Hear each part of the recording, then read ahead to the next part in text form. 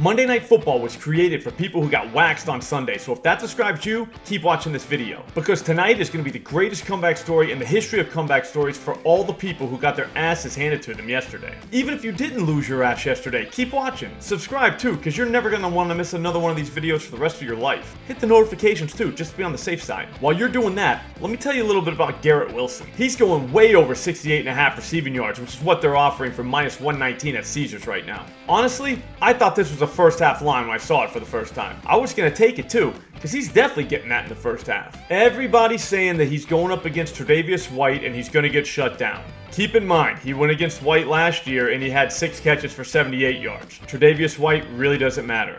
I get that he was coming off injury in that game, but he's like 28 now. That's a senior citizen in the cornerback world. Do you even know how hard it is to play cornerback? On top of that, Wilson's 6 for 78 yard game was with Mike White throwing balls to him. That guy isn't even in the NFL anymore.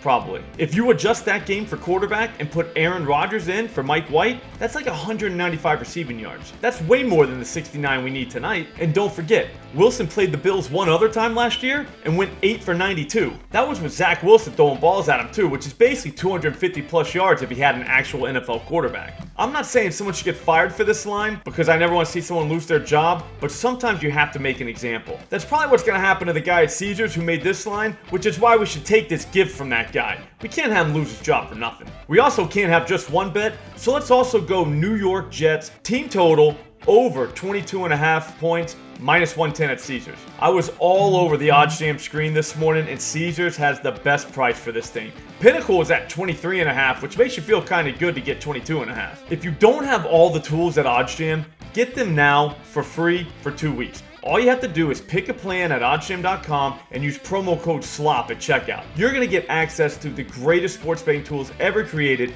and you'll be entered to win $1,000 if you do it by 4 p.m. today. That's crazy. Anyways, I don't know that this is going to be that low scoring of a game. I know the totals come down from 47.5 all the way to 45, but if someone won 27-23, I wouldn't be surprised. And if you're familiar with how numbers work, that would mean Jets team total over 22.5 would win. This Jets team hung 20 on the Bills last season with Zach Wilson at quarterback. 23 isn't even a lot of points in today's NFL, even for a guy like Aaron Rodgers making his first start with a new team. On top of all that, this is going to be the bet that keeps us watching this whole game, since the Wilson bet's going to cash by halftime, and our next bet's going to cash by halftime too. The next bet, James Cook over 2.5 receptions plus 116 at Caesars. This is highly likely to be the greatest bet ever made by anybody anywhere. Here's the thing. This kid's brother, Dalvin, plays for the other team. That alone tells you the kid's going to go off. You can't lay an egg when your older brother plays for the other team. Anyone who has older siblings knows it's payback time. Plus, his parents are going to be there, probably. So it's time to make a run at favorite kid. Here's the thing though, nothing is stopping this kid from catching at least 3 balls tonight. For starters, the Jets corners are filthy. Like filthy.